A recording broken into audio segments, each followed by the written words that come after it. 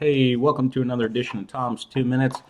Wanted to go over the MOU that has just been approved by the Faculty Association. So I have it up here on my screen.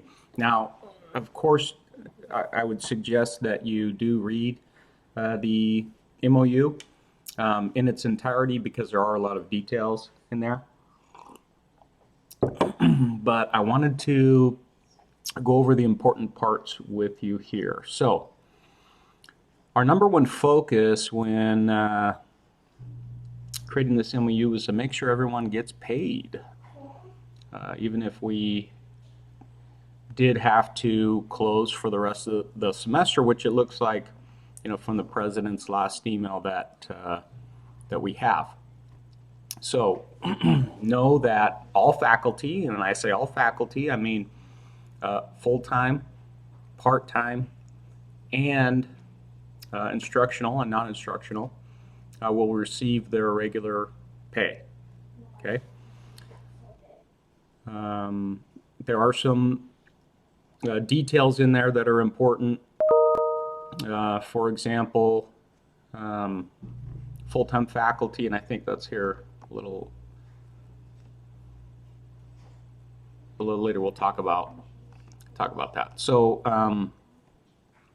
if you are considered a vulnerable population, those are things that have been outlined in different announcements, then of course you can self-quarantine. You won't be required to attend any in-person meetings.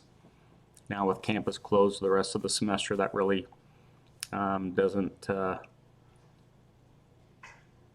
to matter much. And if you are exposed to COVID-19, then you will be able to have leave for that as well. Okay.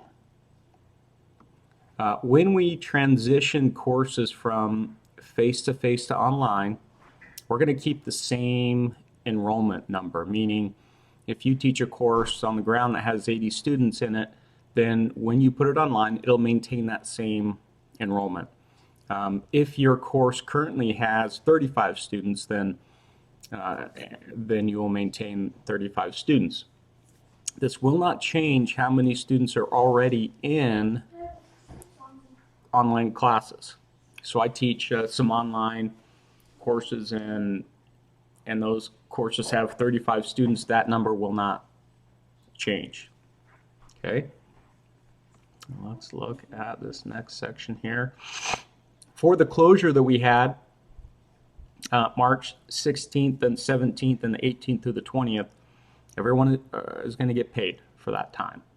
Okay, everyone remains on paid status. Now let's look at the stipends. $100 stipend for every course that we modify to use in Canvas, and this is per course. $100 per course for using the gradebook and Zoom, and a one-time $100 stipend for attending or watching a recording of one of the trainings that we're given. We already have in our contract a $150 one-time stipend for faculty teaching for their first time teaching online. So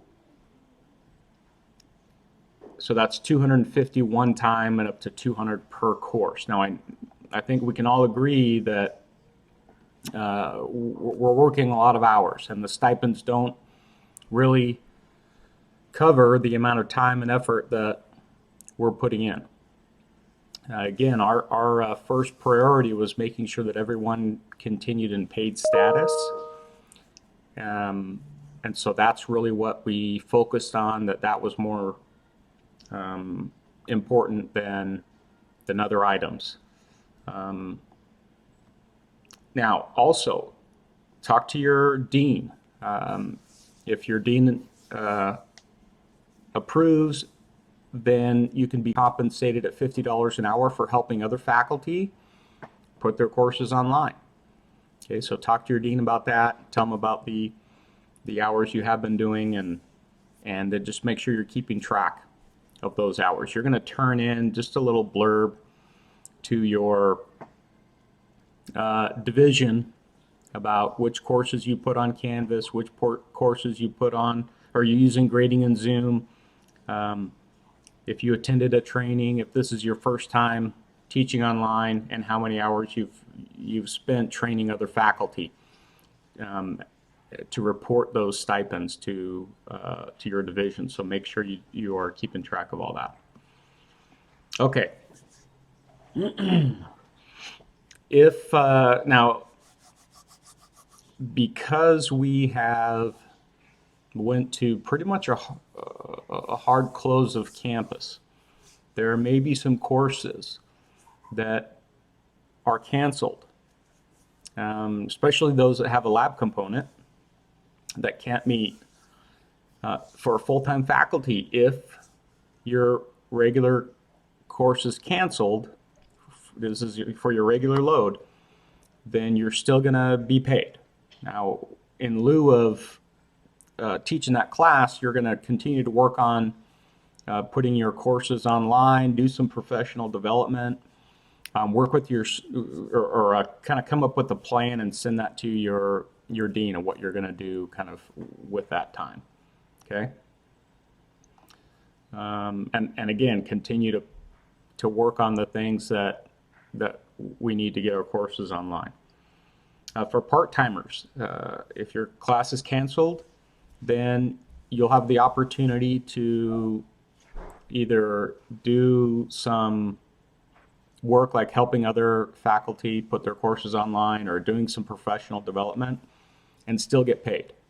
Right? You don't have to take that work. If you say, okay, my class was canceled, I'm okay, I'm not interested in doing any professional development or doing an alternative assignment, that's okay. You don't have to, and you won't get paid for the rest of the course.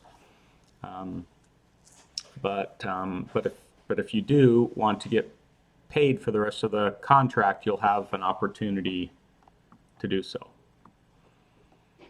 Evaluations are extended till June 30th. If evaluations can be completed this semester, they will. If not, they'll be completed in the fall. Let's see what else we got here. The district has agreed to pay for the MedLive telemedicine copays, which are $40. So you and your family can use MedLive twice, and they will pay those two copays up to $80 for that use. Now, MD Live did offer to waive their deductibles, but that doesn't apply to those with the HSA plans, and so this covers the faculty under those plans. We're going to be conducting office hours and doing those online. Again, phone, email, Zoom. Part-timers, again, can complete their office hours. Usually, most of the time we have a cap on how many office hours part-timers can schedule, but there is no cap. So please schedule office hours as required and needed for your courses, and you'll have that same rate of pay of $30 an hour. Those are the highlights. If you have questions after this video, please again read the entire MOU, read any of the articles of the contract that are referenced here, and then again, if you have any questions, and send those my way. Thank you again. Thank you again for the work that you're doing. I know we are definitely going above and beyond what is required, and that things are a little challenging and crazy, and changing rapidly. We will continue negotiations. We will continue to show the need to value our contribution through a fair wages, a competitive wage when compared to other community colleges. So please, continue to share the great things that your faculty in your division are doing, and that it's important for us that we are compensated fairly. If you have any questions about negotiations or how that's going, again, you can look for those updates from Casey. He's sending those out regularly. We have received confirmation that the college will be paid its regular, budget, and any additional expenses that have been taken on for this crisis, and also that the federal government is releasing quite a lot of money to help get us through this crisis, and hopefully allow us to get our enrollment back up quickly where we need to be. So thanks again, and talk to you later.